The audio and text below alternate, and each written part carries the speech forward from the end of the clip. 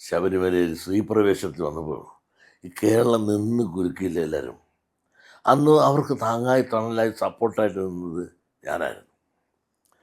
അന്ന് അത് കഴിഞ്ഞിട്ടില്ലേ പിന്നെ അടുത്ത തിരഞ്ഞെടുപ്പ് വന്നത്. ഗംഭീരമായിട്ട് ജയിച്ചില്ലേ? ആ ജയിച്ചു എങ്കിൽ അന്ന് എന്നെ കൊള്ളാമായിരുന്നല്ലോ. ഇപ്പം തോറ്റപ്പോഴല്ലേ ഉള്ള. അപ്പോൾ കൊള്ളാതെ വരുമ്പോൾ എൻ്റെ കുറ്റവും ജയിച്ചപ്പോൾ മറ്റൊരു അതല്ല. സത്യസന്ധമായി ഇടതുപക്ഷത്തിനെ പറ്റി പരാജയം എന്തെന്ന് അവർ സ്വന്തമായി ചിന്തിക്കണ്ടേ.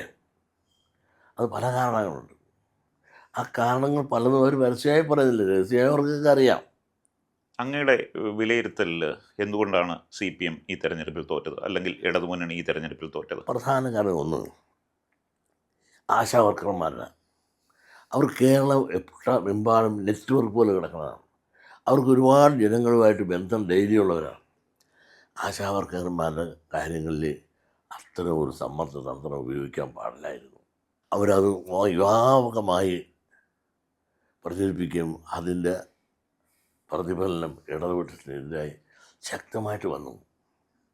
പിന്നെ ഈ ഇടതുപക്ഷത്തിൻ്റെ പല താഴെത്തട്ട് നോക്കുക, നിങ്ങൾ തന്നെ നോക്കൂ.